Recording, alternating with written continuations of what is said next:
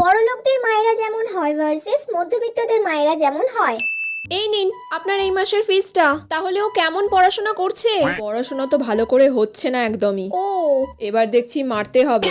না না না না না, ওকে একদম আপনি টাচ অব্দি করবেন না। আচ্ছা, আমরা কোনোদিন ওর গায়ে হাত তুলি না, আর আপনি কিনা বলছেন ওকে মারতে হবে?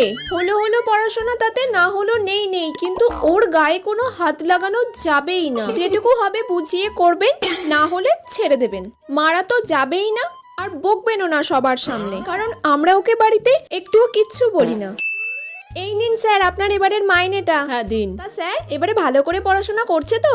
না, পড়াশোনা ভালো করে করছে না, এবার শাস্তি দিতে হবে। আপনাকে বলেছি না, ওর একটা হাড়ও আস্ত রাখবেন না, সবকটা হাড়কে মেরে গুঁড়ো গুঁড়ো করে দেবেন। একদম কিচ্ছু ভাববেন না। আমরা কিছু বলবো না? না, আমরা কিচ্ছু বলবো না। আমরা আপনার কাছে ফেলে দিয়ে গেছি, আপনি যেমন ভাবে পারবেন মানুষ করবেন, আমরা তারপর ধুলো ঝেড়ে নিয়ে চলে যাব।